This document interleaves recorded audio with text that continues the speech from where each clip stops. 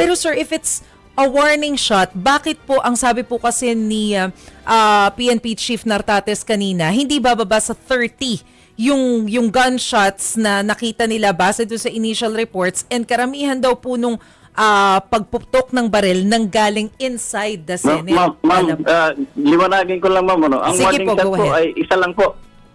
Ang warning shot po ay isang putok lang po ang warning shot. Yes, oo. Hindi po marami. So ako po ang nagpaputok ng isang warning shot. Pero sa halip na sila ay magbaba ng baril, sila po ay nagpaputok papunta sa amin. So nagkaroon na po ng palitan ng putok. Pero, yun, wala namang pong casualties, wala namang natamaan. Pero kasi po base na po dun sa initial report ng PNP, mas marami raw po yung basyo na nanggaling doon sa loob ng Senado. Hindi ko pa nakita yung official report, pero kino-confirm ko po na marami po kaming marami po kaming naiputok na mga bala from our side.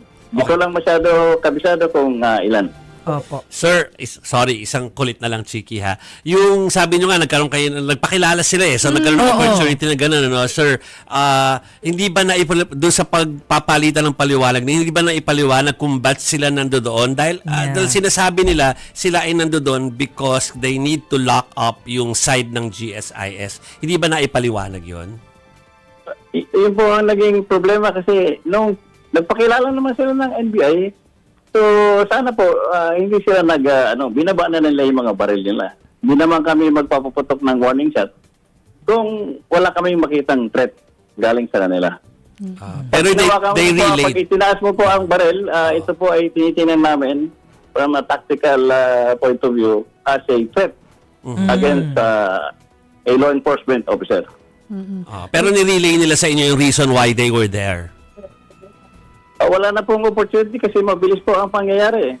Kaya po, yun nga ang tanong namin, kung wala naman silang naiisip na masama para magpunta sila dyan sa Senate premises, dapat po nakikipag-coordinate naman sila sa amin.